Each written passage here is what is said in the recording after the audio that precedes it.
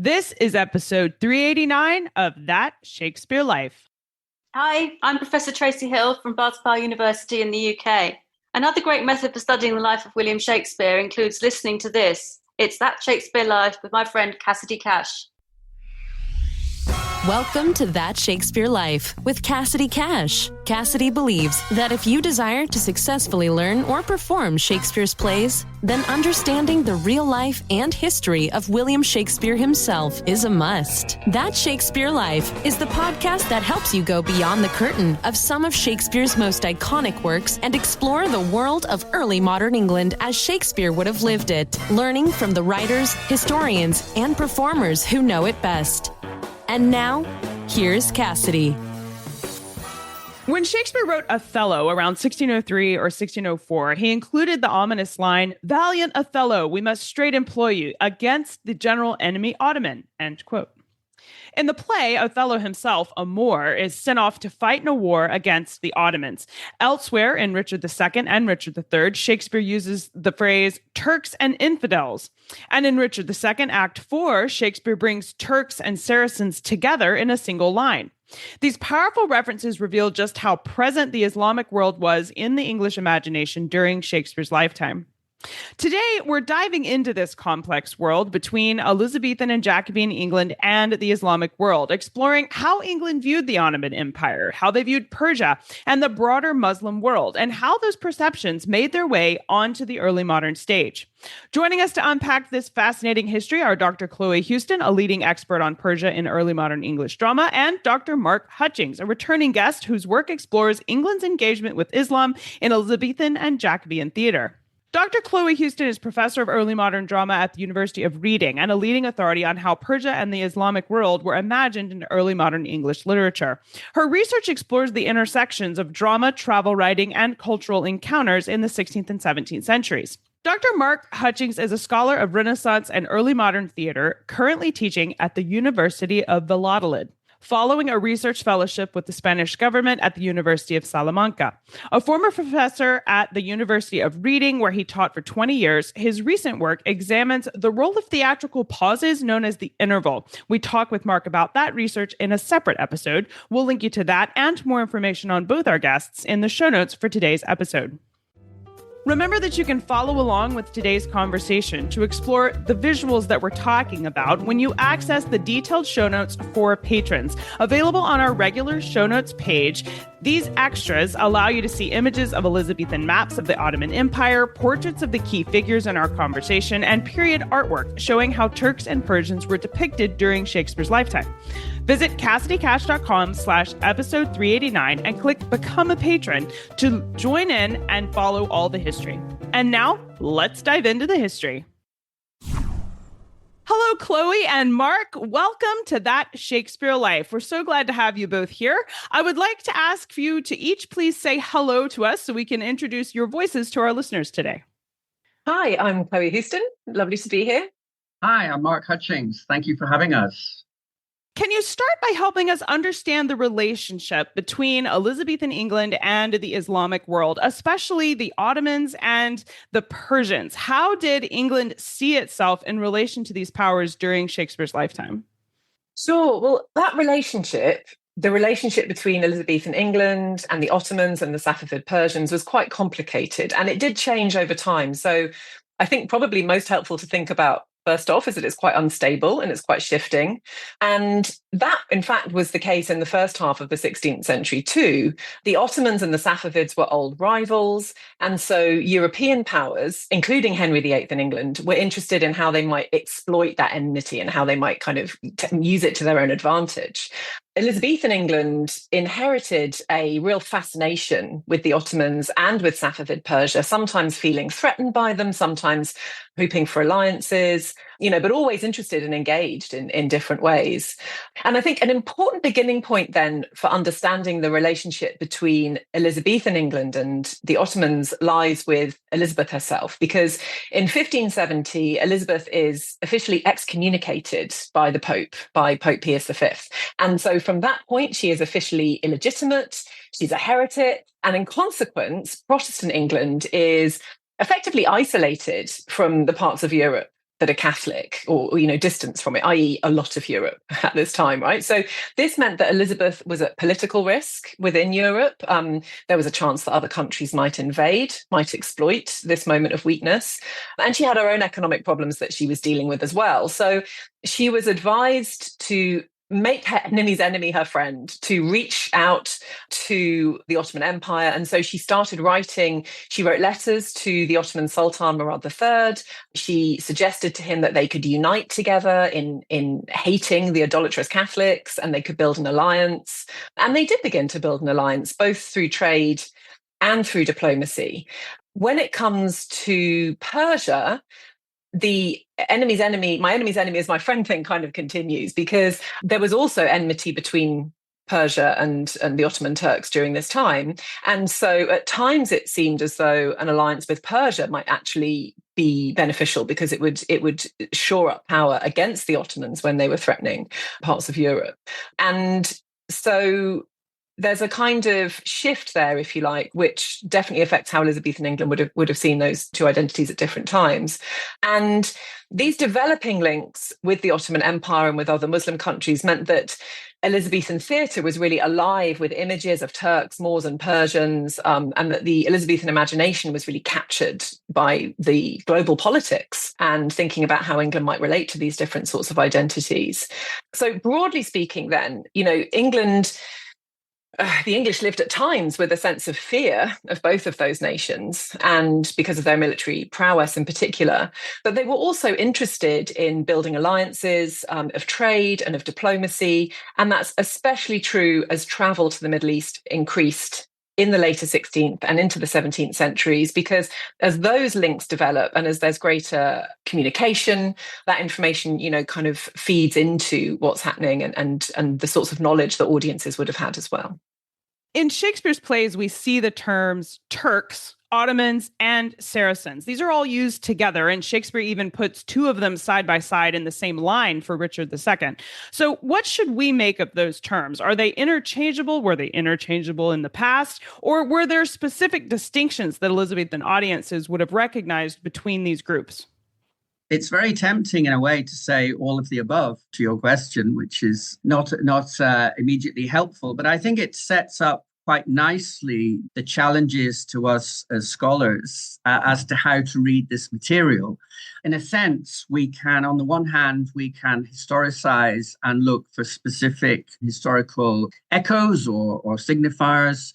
And on the other hand, we can also talk about what used to be called poetic license. And I think we have a mixture here with these references that you've cited in these plays by Shakespeare, but also by his contemporaries. There isn't a firm answer to this. I think the terms are historically fluid in some respects, depending on context, and in other respects, they sometimes have a certain specificity. My own kind of approach is towards the former, but I think it's a very slippery, context-specific kind of issue. You can argue kind of both ways, that in some conditions or in some circumstances, you can make a case for a specific intended meaning, if you like. And in others, it seems that there is a kind of slippage between these various terms. When it comes to the Ottoman Empire, one of the interesting things about the Ottoman Empire is that you have both, as it were, natural-born Turks, Muslims, and you have converts. And that's quite a nice way of seeing the slippage between these terms, because there are, as it were, Turks and Turks. So I think it's quite interesting how we negotiate with these things. It's not always easy to pin it down as much as we might like to. I think that's very true, because as you're saying, Mark, a word like Turk can have a geographical or a national identity attached to it, but it could also have a religious identity. In that sense, not all Turks are Turks. So even the words themselves can have some slippage within them. Yeah. I think also probably the Elizabethan period would have inherited some associations with these terms. So a term like Saracen, for example, was one that would be familiar to Elizabethan audiences from medieval European sources. So they would have had some sort of historical associations with that term. And the term Saracen itself is quite fluid. In some contexts, it means something like Arabian. It might be used to sort of stand in for Arabian, but it can also expand to include other Muslim identities and be used to relate to Muslim people and objects rather than specifically Arabian ones. And it's important to note that before the 16th century, words like Muslim and Islam would not have been common at all in English, in fact, very uncommon. So there isn't really a precision around terms and terminology. They change over time. And it's possible that they recognize some distinctions, but whether the Elizabethan audience would have been able to give you a clear sense of how the word Turk differs from the word Ottoman, I'm less sure. I think there's quite a lot of slippage there. What kinds of images or stereotypes did Elizabethans hold about Persians and Ottomans? I mean, for Shakespeare to use them effectively, there has to have been some kind of rivalry between these two empires that was shaping English attitudes towards each one. What would they have expected to see if they said, we're going to put an Ottoman on stage? What would have been the objects that identified it as such? I think in one word, with regard to the Ottoman, exotic, and other different, but different in a really remarkable way, a striking way. I think that underpins a great deal of the theatre's fascination with the Ottoman Empire, which is kind of double-edged in many ways. There's admiration for a kind of absolutism that is also about the fear of the Ottoman Empire, which we'll probably go on to talk about a little bit later, that is in many ways cultural rather than, as Chloe said earlier, about geopolitical things, with England being on the periphery of Europe and not really in the direct line of fire, as it were, of the Ottoman Empire. In terms of specifics, there's a real fascination with unsurprisingly, with the Sultan's harem, for example, which brings in all sorts of issues of mostly male desire and fascination. Also, the seraglio, with this, which connoted absolute power, that was the fascination. The Turkish army, which had swept almost all before it in the preceding century or so, after the fall of Constantinople in 1453, it manifested itself in references in Shakespeare's plays, in particular, not just Shakespeare, but he's quite prominent, perhaps unsurprisingly. Some of these details are really associated, Chloe will pick up on this, I'm sure, but with the luxury and the debauchery, if you like, of the East. And this is something much later that Edward Said famously identifies as a marker of Orientalism. So we have, in some ways, the origins of that later, although Said doesn't really go back to our period. He's starting much later with Napoleon in Egypt. But nonetheless, there are the seeds, if you like, we might see of this early captivation with the Eastern other, which finds its way into the English theatre in all sorts of ways. As Mark says, there's a real overlap here between how Turks and Persians are viewed, and I think that applies to the practical side of the question you're asking as well, Cassidy, which is what would they have expected to see on the stage? How would a Turk or a Persian be marked on the stage space so that you'd know who they are? And the answer to that is, tantalizingly obscure, because we don't have full information, of course, on exactly what costuming would have been used when. But I think our best guess would have to be that probably with quite similar sorts of objects. So a turban, for example, a cloak, things which are embellished and fabrics which seem to be luxurious. So actually those clothing items that we're talking about that would be used to identify Turks and Persians also tell us something about those stereotypes, because they're often luxury objects. They look like markers of difference. The turban, for example, and a Turkish turban was renowned as being very large, so that would be one way that it would be visible on stage. But they also showed the use of luxury dyes and embroidery, and, they looked probably beautiful. They probably looked impressive when they came onto stage. I think that would be our best guess. So there's an overlap in the physical representation on stage, and there's also an overlap in these stereotypes because, like the Ottomans, the Safavid Persians were also seen as being given to luxury and effeminacy, as being decadent, as well as being militarily powerful. So again, it's hard to speak about those stereotypes as a fixed set of ideas, but we can draw out some common threads and some things I think that are distinctly Persian. I mean, one of the things that we see in quite a lot of early Tudor drama about Persia, for example, is a representation of Persia as being given to overindulgence and to luxury. So lots of feasting, lots of drinking. And those, I think, those stereotypes are reflecting ideas that the Renaissance inherited from the Greeks and the opposition in classical literature between Greeks and Persians, in which Greeks are controlled and, the Persians are luxurious, and both sides are powerful, but in different ways. So some of those things are quite distinct in Persian, and some of them overlap, I think, with the Ottomans. And that would include representations of sensuality, as Marcus talked about.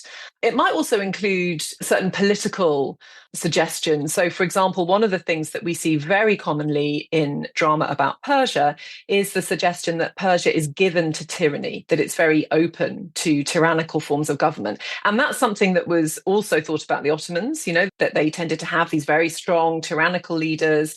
But with Persia, there's also sometimes a suggestion that the people themselves are given to tyranny. They're sort of vulnerable to tyrants because of the characteristics of the people, as well as the political structures that tend to adhere in those societies. And that's really interesting, I think. We see that played out in a variety of different ways. So because those political structures were seen to give opportunity for absolute kings, they became really, really sort of exciting environments in which to explore questions around tyranny and politics. And that's probably true both of the Ottomans and the Persians, but I would say there are some specific ways that it happens with each, if that makes sense. In Richard II and Richard III, Shakespeare uses the exact phrase Turks and infidels. Since infidels is a term associated with the Quran, do you think Shakespeare was intentionally nodding to Islamic texts, or would he or his audience have had any direct knowledge of the Quran? Well, there's been some really interesting work on this in recent years by scholars who have suggested that Shakespeare and his audiences might well have known about the Quran and about some of its teachings, although probably not directly, and certainly not through being able to read that text, for example, in translation. So firstly, as people like Nabil Matar have shown in their studies of Islam and Muslim people in Britain, it's pretty likely that a Londoner living in London in the second half of the 16th century would meet or encounter Muslim people, that Muslim people would be present in society, and that those actual encounters might happen, particularly if you worked in specific kinds of trades or diplomacy, for instance. So we might expect that they might hear about the tenets of Islam, or that they might pick up information in that way, but we can't be certain about that or about how it might have happened. But the general agreement is that England, in Nabil Matar's words, is sort of lagging behind the rest of Europe in Quranic studies at the beginning of the 16th century. And in fact, the Quran isn't translated into English until 1649, which is when Alexander Ross produces his Al-Quran of Muhammad. And even in itself, that's not a very good translation. It's not an especially accurate one, but it was the only complete English version of the Quran available for the next 85 years or something like that. So there's no direct text available to English reading audiences. In 1615, William Bedwell produced a list of the surahs of the Quran, so a sort of incomplete reference text, I guess. But even that's too late for Shakespeare, isn't it? For Othello or Richard III or Richard II. So when Shakespeare writes those lines, when he's writing about Turks and infidels, it's unlikely that any of his audience would have direct knowledge of the Quran, but they may have heard of it. They may have some sense of what they take that term to mean, certainly. And they probably have a strong association between Muslims and infidels. So again, they probably put those words together quite easily. Yes, absolutely, and I think of course to accuse someone of being an infidel is it's quite a kind of catch-all term that lots of people would bandy about. It's a term of insult.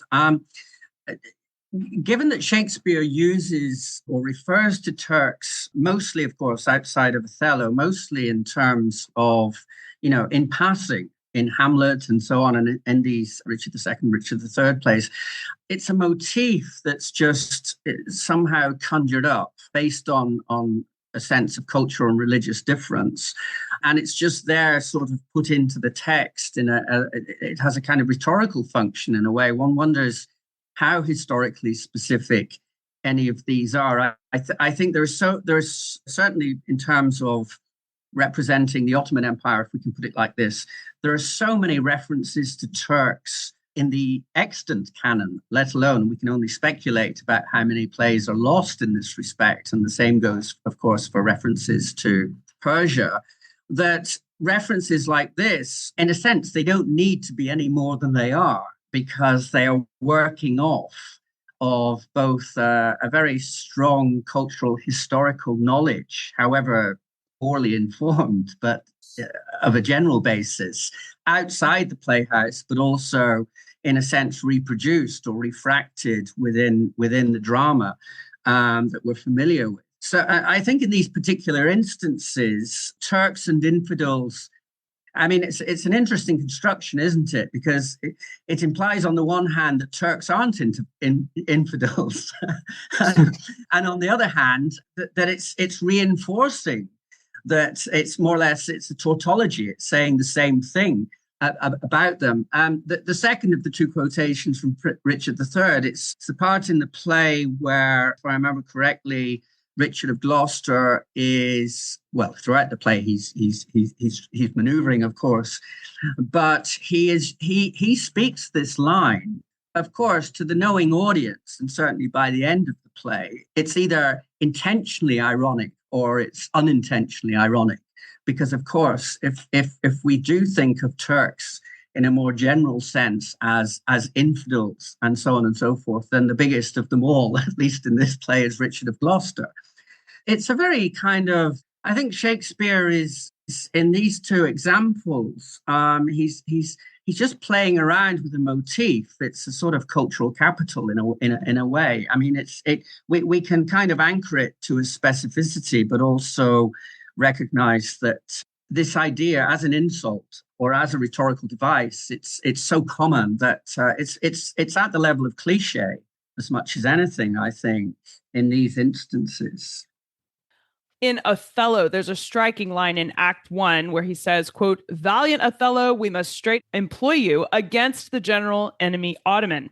We know that during Elizabeth I's reign, England, through ventures like the Levant Company, was actively engaging in trade and diplomacy with the Ottoman Empire. Why then might the Ottomans have been considered a general enemy in this context? I think Chloe alluded to this somewhat earlier, but what's the underlying reference or idea behind describing them this way if the two nations weren't actually at war? Yeah, as Chloe said earlier, the wider context, I mean, we ever widen the context to make sense of something like this, but the wider context of early modern England's relations with Persia and the Ottoman Empire is, of course, its closer relations to Europe and specifically Catholic Spain, which is a much greater threat to England at this time throughout the period. So I think it's quite interesting that, of course, Othello, in a sense, it is very much set in a Catholic context. And the binary that writers of the time are often invoking is Christian versus Muslim. But of course, after the Reformation, Christian is masking a division between Catholic and Protestant. Now, in the world of the play, where everyone is Christian but also Catholic, the general enemy is the enemy of Catholic Europe, which is the Ottoman Empire.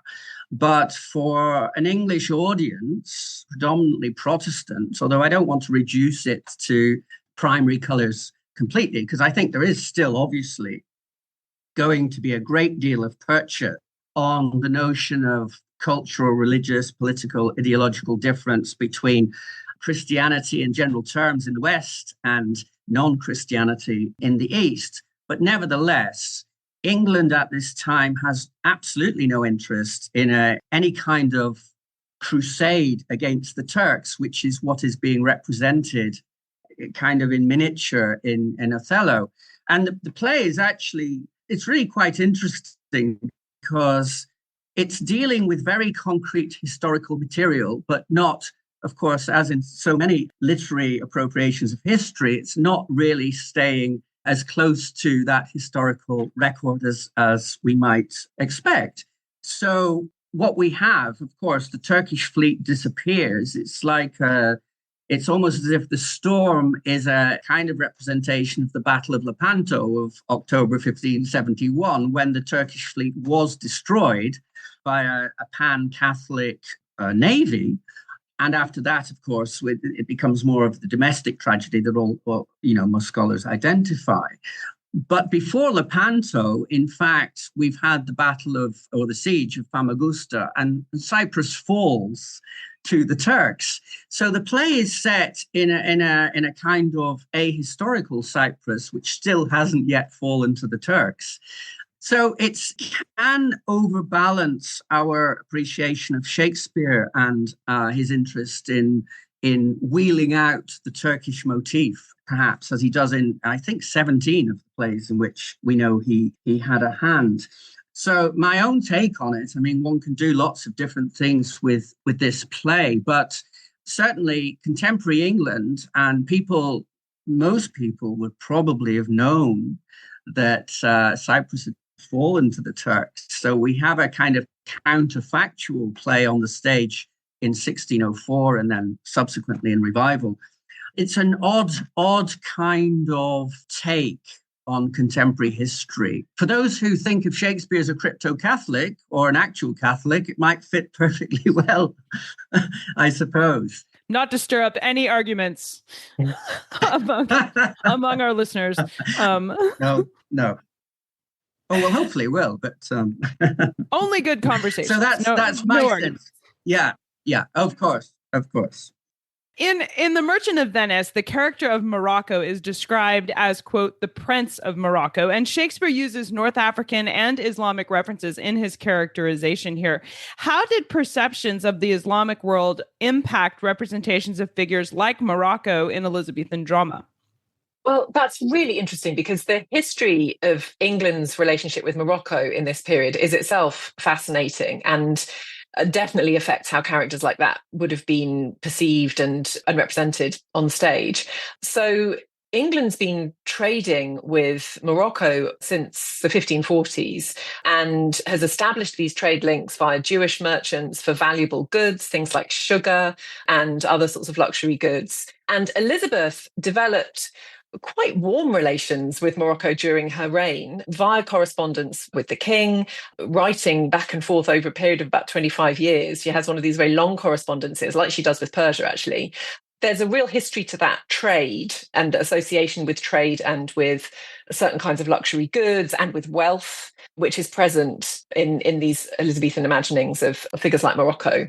We know, in fact, that Shakespeare himself was connected, or at least acquainted, with an English family who themselves owned land in Morocco and were engaged in the Moroccan trade. So it's likely and quite possible that Shakespeare had encountered an aristocratic, in inverted commas, Moor figure of the sort that we see in the play before even the celebrated visit of the Moroccan embassy to England, which took place shortly before Shakespeare wrote Merchant of Venice. And that's when a Moroccan ambassador arrives, and there's a huge amount of pomp and ceremony and a procession into London. And so probably lots of Shakespeare's audience would have seen that or would have had recent memory of it. And that would also influence the way such figures were represented. The fact that actually, this Moroccan embassy had come and that there was not only trade links then between the two countries, but also this diplomatic presence. And in itself, an embassy is quite a theatrical sort of event. There is processing and people are visible there to be displayed. It's quite a spectacle. So that probably would have made a difference to the audience too. Which I think we should point out for listeners that are not familiar with what this would have meant. The Moroccan ambassador visiting, it would very unlikely have been just one person arriving. This would have been an entourage and a lot of people from North Africa coming into London. Absolutely. I should have made that clear. Yes. So there'll be an ambassador, and we might think today, if you say the word ambassador, you probably think of a man or a woman in a suit, one person per country. But of course, yes, in the 16th century, an embassy visiting means a lot of people coming, and it means a lot of opportunity to display identity, really, for Moroccan figures to be present and to be seen in the flesh by Londoners. So yes, it would be a very elaborate and a much bigger sort of event than we might imagine. And the purpose of that embassy was to try and establish closer trade and diplomatic ties with Elizabeth I, and to try and find opportunity for military alliance. It's interesting because in those exchanges, in those diplomatic exchanges, we see again how the English might take the opportunity to minimize religious difference for political and trade benefits. So Elizabeth's first ambassador to Morocco, a man called Edmund Hogan, he praises the new Moroccan king as being like a Protestant, as being sort of similar to a Protestant, as a way of familiarizing himself with, or familiarizing the audience, his sort of English with him, and kind of making him seem appealing. And that's also something, in fact, to draw another link, that we see English travellers and travel writers doing when they talk about Persia, because Persia is also different from other Muslim identities, and we can talk more about that. So there's quite a lot of cross-cultural encounter between England and Morocco. Many Londoners would have seen the splendour of that ambassador's progress into London, or they'd have been aware of it. And so, traditionally in Shakespeare scholarship, there's sort of this tendency to see a figure like Morocco in The Merchant of Venice as being, just another, in inverted commas, exotic figure on the stage. But actually, his representation on stage, and quite possibly his characterization too, is probably much more informed by knowledge about real-life Moroccan people than that reading would suggest.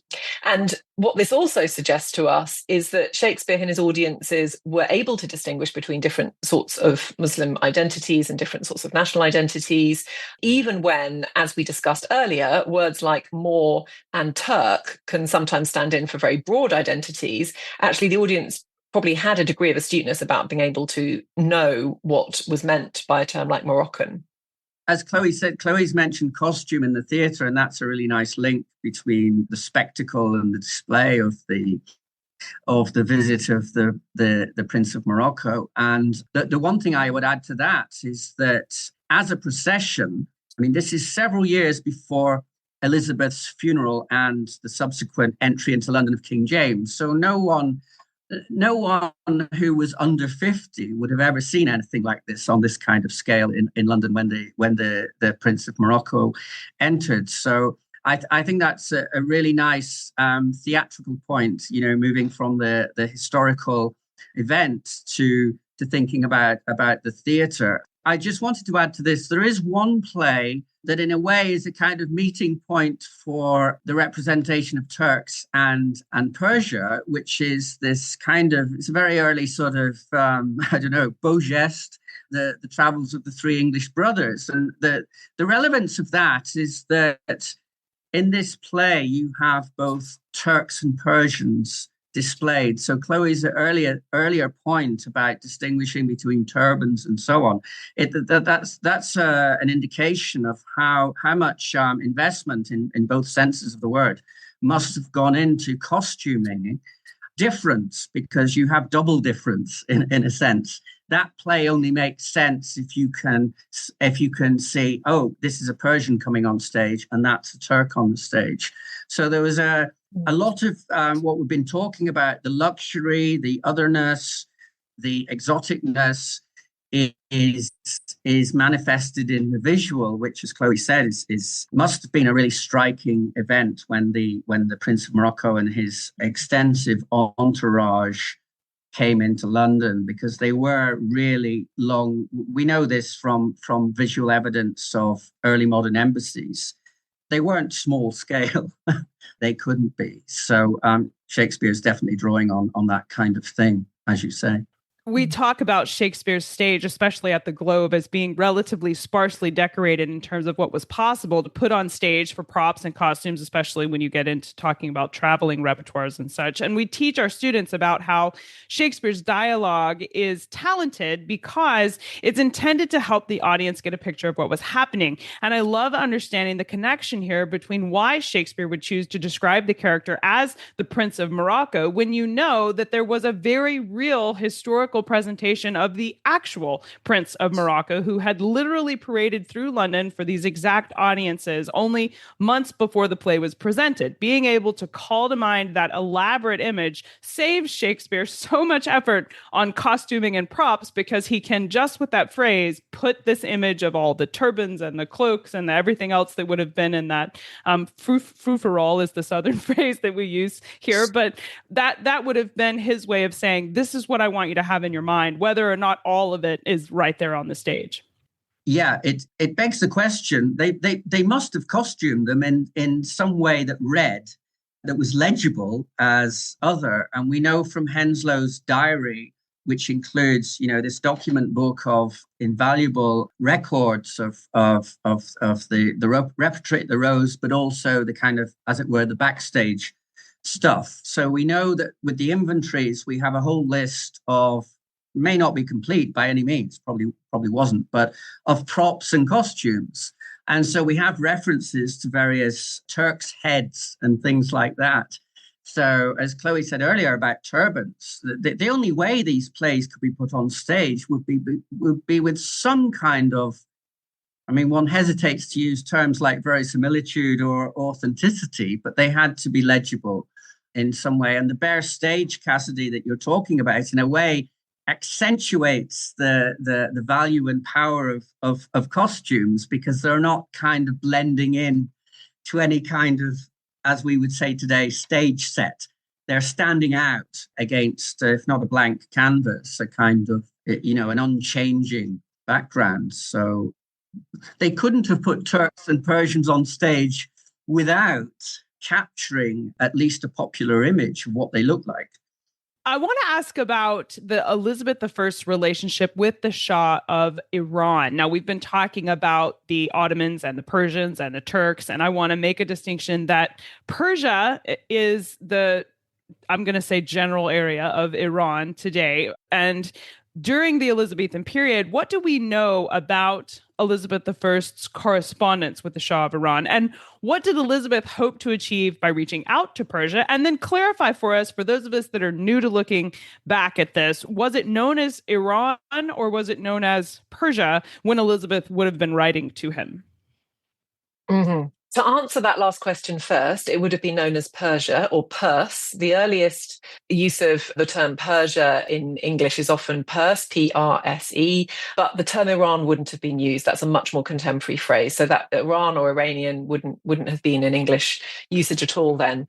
The relationship that you're talking about is, again, quite a long-term one. So Elizabeth sends an envoy to Persia he arrives in 1561. That's Anthony Jenkinson. He's an English traveller and explorer, and she sends him with a letter to Shah Tahmasp I, who is the ruler of Persia at that point. And Tahmasp had come to the throne quite young in 1524 when he was only 11. And in the immediate aftermath of him coming to the throne, that's a period of some turbulence for Persia, because the Ottomans had taken advantage of that sort of military transition of power and of momentary weakness. They had taken land from the Persians. And so Tahmasp was at that stage, or I suppose for some period of time, quite interested in European alliances against the Ottomans. Those could have been politically useful to him. In the 1520s, we also see the Ottoman new sultan in the Ottoman Empire, Suleiman the Magnificent, coming to power.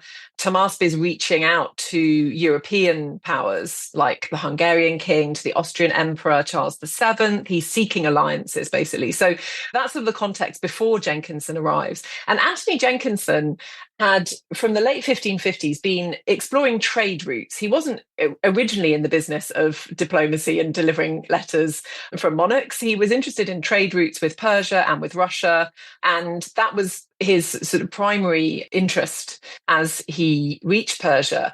In fact, what he'd originally wanted to do was to trade with China, but that's a whole other story, and that hadn't worked out for him. So this is where he sort of ends up in Persia. And what was useful about that trade route via Persia, although it was quite difficult for travellers, it definitely wasn't an easy option as a trade route, it enabled travellers to avoid all of England's enemies in the southern and in the eastern parts of the Mediterranean. So there were real trade advantages, and that's sort of what Jenkinson is initially interested in. He arrives at the Persian court, and that's a historic first English embassy to Persia, and Elizabeth opens then this correspondence with Tahmasp, which continues for some time. And she actually writes to him. So that first letter that she sends is written in 3 languages. It's in Latin, Italian, and Hebrew.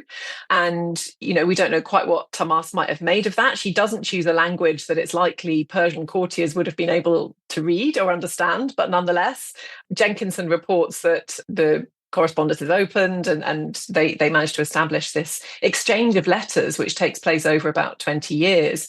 And those initial letters from Elizabeth to Tahmasp are very flattering. She's drawing on her knowledge of classical Persia. And Jane Grogan, who's written a fantastic book about Persia in English Renaissance writing, looks at this in some detail about how Elizabeth is using what she knows about Persia from the Bible and from classical literature to give a sense of closeness, but also of having knowledge that she can use to show Tahmasp that she's not completely naive about the world that he lives in. And so Jenkinson also takes with him some samples of English cloth. So it's kind of trade and diplomacy happening at the same time there. And this is a point in which Elizabeth is very keen to strengthen her position internationally. She's quite vulnerable. And, as we've said before, that alliance with Persia would give her military strength, but it would also give her access to luxury goods like spices and dyes. So it represents wealth as well as political agency. And I think also, certainly as the period develops, there's a kind of growing awareness of the fact that Persians may be more open specifically to English approaches than the Ottomans, because they are Shiite Muslims rather than Sunni Muslims like the Turks. That awareness develops during this period. So it's not there really when she's writing in 1561, but certainly towards the period of time that Mark's talking about, and with texts like The Travels of the Three English Brothers, there's a growing awareness that this sectarian difference within Islam is something that could kind of map onto the sectarian difference within Christianity that we've already talked about a little bit today. So nothing concrete happens during this correspondence. And then in 1576, Tahmasp dies. There's another period of civil war and uncertainty in Persia. And the next person who comes to the throne, whose reign begins in the 1580s, is Shah Abbas I. And he's a really important point of connection between early modern Europe and Persia, because he was very interested. He sort of hosted travelers, and he was very interested in, it seems, in conversation about religion. And so he was quite sort of open to communications from European countries. But there's no sort of point of establishing the kinds of connections that Elizabeth might initially have been hoping for. Although English travel to Persia really increases towards the end of the 16th century. The three English brothers who are in the title of that play are the Shirley brothers, Thomas, Anthony, and Robert. And Anthony and Robert Shirley travel themselves to Persia via Venice, and they arrive in 1598. They actually go without the Queen's permission, so they're not there on her behalf, but they are a really important point of connection between England and Persia during this time. The Anglo-Persian alliance never quite comes off in the ways that she might have expected, but what she's hoping to achieve is both military and trade opportunity, and she does that initially through flattering Iran and through showing that she has knowledge of it through these biblical and classical contexts. Obviously, there are 1,000 different avenues of history to unpack here when it comes to looking at the Turks, Ottomans, Persians, and this entire world of Muslim history going on during Shakespeare's lifetime. What are some of your favorite resources that you can recommend for us? If we're new to this part of history, tell us about not only your work, but some of your places you would recommend we start if we're new and we want to learn more. One place I would start actually is a really great blog, which is called the Medieval and Early Modern Orients blog, or Memos. And it's very accessible, really interesting short essays and blog posts there, written by a wide variety of scholars with different backgrounds and different approaches. So I think that's a really great place to start if you're interested. We've mentioned a couple of scholars whose books are also a really good place to start. So Nabil Matar's book, Islam in Britain, 1558 to 1685, that was printed back in 1998 with Cambridge University Press, but it's still a really accessible and interesting guide to this subject. I will also, just in case he doesn't, recommend Mark's book, which is about Turks and the figures of Turks on stages. It's called Turks Repertories in the Early Modern English Stage, and that will kind of cover a lot of the Turks material that we've talked about today.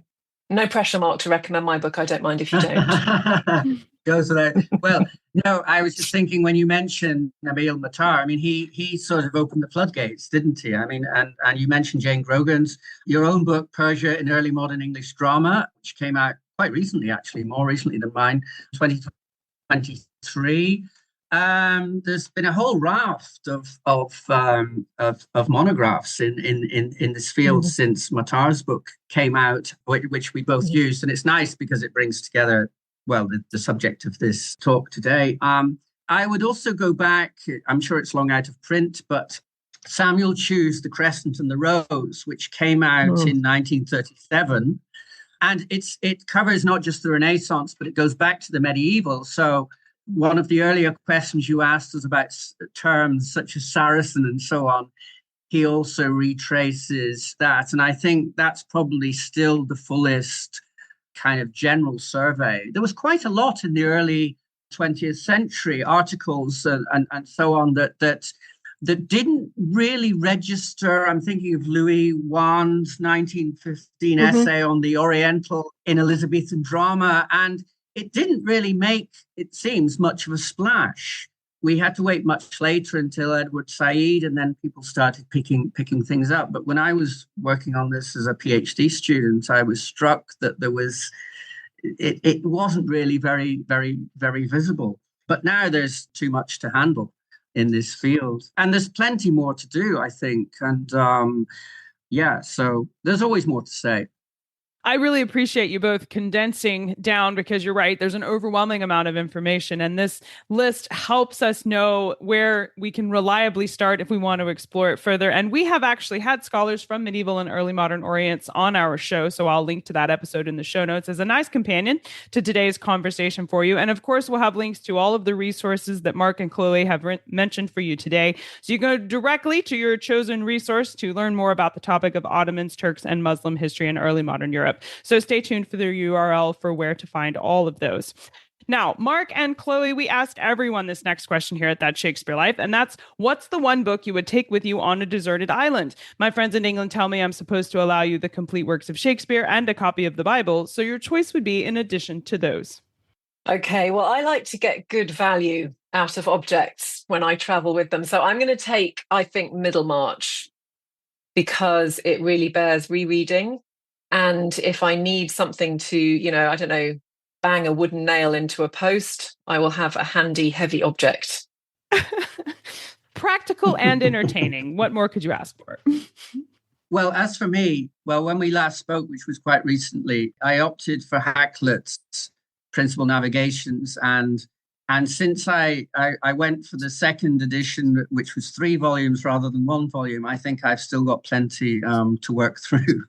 Actually, certainly I could hammer in a few nails or gateposts, like Chloe has suggested. So I'll stick with that for the meantime. Thank you. Well, what's next for you? What are you working on now that you're excited about? Well, my most recent publication is a co-authored novel. It's called The Book Game, written with Professor Adam Smythe. So that's just come out, and we are just starting to write the sequel. So I'm enjoying that at the moment. I'm still going to bang on with my interest in the theatre interval and its implications. So I think I can still spin that out a little bit longer, but we'll see for how long. Other people might decide that. Well, these sound like very exciting projects, and I know we look forward to hearing more about them and watching your work grow as you move forward. Wishing you the most success with all of it. Thank you so much for being here today, Mark and Chloe, for sharing with us the history of Islam and Turks and Ottomans, Persians, Saracens, and so much history that we've covered here today. You've helped us understand not only this part of history, but the part of Shakespeare's plays that reflect this history that much better. We really appreciate you being here to share it with us. Thank you very much indeed. Thanks so much for having us. As we unfurl the final silk of today's Elizabethan tale, we want to extend a heartfelt thank you to Dr. Chloe Houston and Dr. Mark Hutchings for sharing their expertise on England's encounters with Turks, Persians, and the Islamic world. Don't forget that members of That Shakespeare Life can access the detailed show notes right from our show notes page this week at CassidyCash.com/episode 389. Inside the detailed extras, you'll find visuals and bonus history resources related to today's conversation. While you're on the page, be sure to consider Experience Shakespeare, our premium membership available through Patreon that offers not only the insider extras, but also hands-on activity kits, virtual tours, educator resources, and exclusive discounts on all of the courses and merchandise from That Shakespeare Life. Bring the rich tapestry of Shakespeare's England and its encounters with the Ottoman world right into your home or classroom. Find all of these things right now at CassidyCash.com/episode 389. That's CassidyCash.com/EP389. That Shakespeare Life is researched and produced by me, Cassidy Cash. Our audio engineer is Gary Mayholm. Until next time, may your words flow as smoothly as Turkish coffee, your fortunes rise like a sultan's banner, and your curiosity sail farther than any Elizabethan envoy. Thank you for listening. I'm Cassidy Cash, and I hope you learned something new about the Bard. I'll see you next time. Bye-bye. Thank you for listening to That Shakespeare Life. As always, the best conversations happen after the episode over at CassidyCash.com. Become a part of a vibrant Shakespeare conversation by adding your voice over at the website. Until next time, remember, when you want to know William Shakespeare, you have to go behind the curtain and into That Shakespeare Life.